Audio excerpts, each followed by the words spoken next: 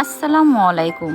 কোনো কোনো সময় খিচুড়ির স্বাদ যে কোনো বিরিয়ানিকেও হার মানিয়ে দেয়। হ্যাঁ, আপনি ঠিকই ধরেছেন। আমি বলছি পারফেক্ট ঝরঝরে বিফ খিচুড়ির কথা। নিশ্চয়ই এতক্ষণ আপনি বুঝে গেছেন। আমি সামিয়া আজকে আপনাদের সাথে শেয়ার করব ভুনা খিচুড়ি বা মাংসের খিচুড়ি। আমি আজকে বিফ দিয়ে খিচুড়িটা করেছি। আপনি চাইলে এখানে মাটনও ইউজ করতে পারেন।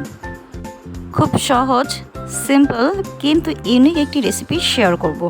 বৃষ্টির দিনে বা ছুটির দিনে বা অতিথি আপ্যায়নে এই বিফ খিচুড়ি হতে পারে এক ভালোবাসার নাম।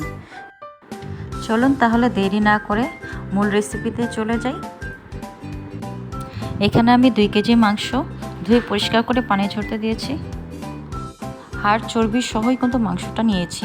দেখুন, এখন আমি একটি পাত্রে 1 কাপ পরিমাণ তেল দিয়ে দিয়েছি পেঁয়াজ কুচি। পেঁয়াজ কুচিটা একটু নেড়েচেড়ে ব্রাউন কালার করে নেব। এখন আমি দিয়ে দিচ্ছি 3 চামচের মতো আদা রসুন পেস্ট, দিয়ে দিব এলাচি, দারচিনি, তেজপাতা, তারপর দিয়ে দিব 2 চা চামচ হলুদ, দিয়ে দিচ্ছি মরিচের গুঁড়ো, দিয়ে আমি খুব ভালোভাবে মশলাটা কষিয়ে নেব। এখন আমি দিয়ে দিব জিরা পেস্ট 1 চামচের মতো, আর 2টো পেঁয়াজ আমি পেস্ট করে নিয়েছিলাম ওটাও দিয়ে দিয়েছি। এই পর্যায়ে আমি দিয়ে দিব লবণ পরিমাণ মতো। তারপর আমি সবগুলো মশলা খুব ভালোভাবে নেড়েচেড়ে কষিয়ে নেব। এই পর্যায়ে আমার মশলা প্রায় কষানো হয়ে গিয়েছে। এখন আমি মাংসগুলো অল্প অল্প করে দিয়ে দিব আর মিক্স করে নেব। দেখুন, আমার সবগুলো বিফ আমি একসাথে দিয়ে দিয়েছি। এই পর্যায়ে মাংসগুলো খুব ভালোভাবে নেড়েচেড়ে আমি কষিয়ে নেব এবং আমি মাংসগুলো হওয়ার জন্য একটু ওয়েট করব, যাতে আমার মাংসগুলো খুব ভালোভাবে কুক হয়ে যায়। দেখুন, আমার মাংস রেডি হয়ে গিয়েছে। এখন আমি খিচুড়িতে চলে যাব। এখানে আমি 4 পট চাল, 1 কাপ ডাল নিয়েছি। এখানে আমি 2 ধরনের ডাল নিয়েছি, মুগ ডাল ও মসুর ডাল। আপনি চাইলে 1 ধরনের ডাল নিতে পারেন। এখন এগুলো আমি ধুয়ে পানি ঝরতে দিয়ে দিয়েছি। চুলায় একটি হাঁড়িয়ে বসিয়ে দিলাম। 1 কাপ পরিমাণ তেল ও 1 কাপ পরিমাণ পেঁয়াজ দিয়ে, পেঁয়াজটা একটু হয়ে গেলে আমি তেজপাতা, এলাচি, দারচিনি দিয়ে দিয়েছি। এখন পরিমাণ মতো লবণ দিয়ে দিলাম। লবণ দিয়ে আমি দিয়ে দিয়েছি আদা রসুন পেস্ট 2 চা চামচের মতো। মশলাগুলো আমি খুব ভালোভাবে একটু কষিয়ে নেব।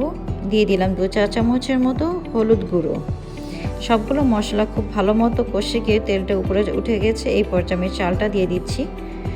চালটা আমার সম্পূর্ণ দেওয়া হয়ে গেলে আমি আবারও খুব ভালোভাবে নেড়েচেড়ে মিক্স করে নেব, যাতে নিচে লেগে না যায়। এখানে নাড়াচাড়ার উপরেই রাখতে হবে।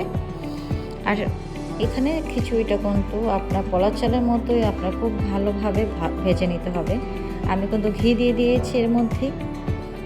এখন দেখুন, আমার চালটা কিন্তু ভাজা হয়ে গিয়েছে। এই পর্যায়ে আমি পানি দিয়ে দিচ্ছি। পানির পরিমাণটা কিন্তু যে পটে আপনি চাল নেবেন তার দ্বিগুণ হবে। আমি 4 পট নিয়েছি আর পানি দিয়েছি 8 পট, মানে দ্বিগুণ হবে।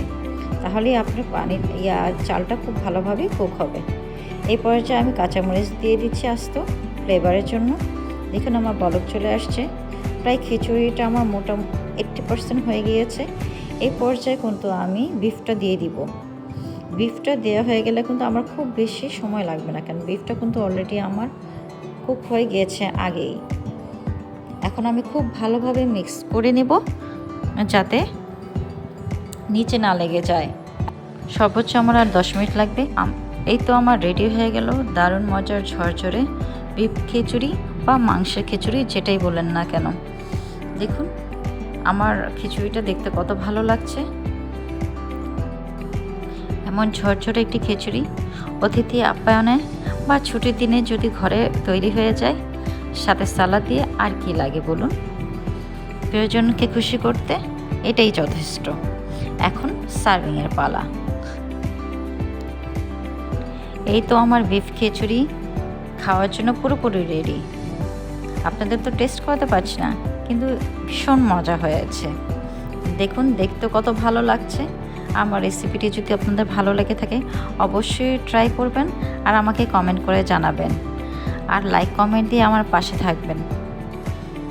আমার চ্যানেলটি সাবস্ক্রাইব করা না থাকলে সাবস্ক্রাইব করে দিবেন। আরেকটি কথা, খাবার অপচয় করবেন না। আমার রেসিপিটি দেখার জন্য অসংখ্য ধন্যবাদ। আল্লাহ হাফেজ।